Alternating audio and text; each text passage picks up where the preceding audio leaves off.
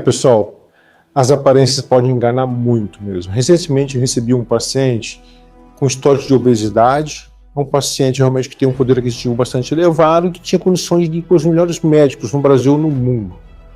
Aí ele veio com uma avaliação muito bem recomendada por um outro paciente, e aí esse paciente me contou a história dele, que tinha história de obesidade, e ele estava em uso de hormônio, que ele mudou totalmente a vida dele.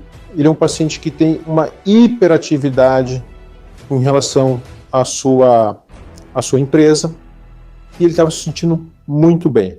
Porém, começou a apresentar alguns episódios de alterações de pressão arterial, e ele tinha feito um exame que mostrou algumas alterações, que aí sim o deixou preocupado. E quando eu perguntei para ele o que ele estava utilizando, ele me disse que estava em uso de 7 pellets de testosterona de 400 mg, num paciente de mais de 50 anos.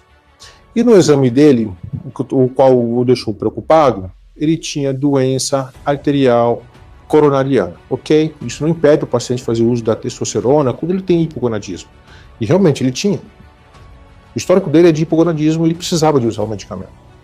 Mas será que era para tudo isso? Será que ele não teria uma resposta boa também com a dose de Denodes? Nós sabemos que hoje, em carga elevada de esteroides, aumenta o risco do paciente apresentar problemas no sistema cardiorrenal vascular, inclusive aumento de infarto, de derrame e de arritmias. Perguntei sobre os exames que o paciente tinha, laboratoriais. Eu fiquei pasmático com a análise, com a resposta que ele me deu. Ele me disse que não tem nenhum exame de laboratório há mais de 1 ano e meio. Poxa, mas ele tem um implante há 1 ano e meio. E o médico que acompanha não pediu o exame nenhum dele, porque simplesmente o paciente estava tendo resultados bons da perda de peso e do desempenho. Pessoal, isso não é uma conduta adequada.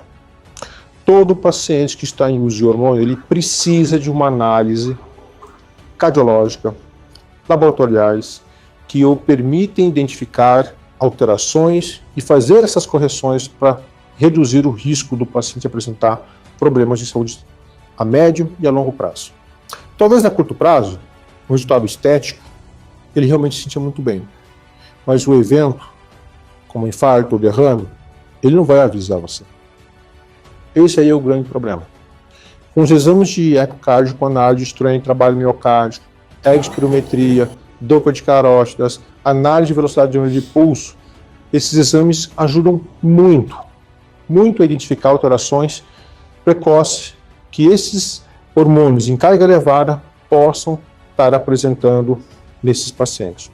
E aí você consegue fazer uma abordagem muito mais precisa, muito mais assertiva com relação à conduta que está sendo feita e você mudar a história desse paciente.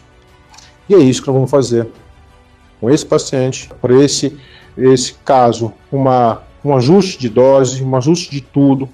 Detalhe, pessoal, nem medicação protetora esse paciente estava sendo feito. Protetor que eu falo não é de blindagem no coração, estou falando de proteção para as doenças dos fatores de risco que ele já possui. Doença arterial coronariana, dislipidemia, hipertensão, nada está sendo feito, apenas o hormônio. Isso é um risco, não deve ser feito dessa forma, nesse tipo de condução, nesse tipo de conduta. Tá bom, pessoal? Fico um alerta para vocês, cuidado, hein?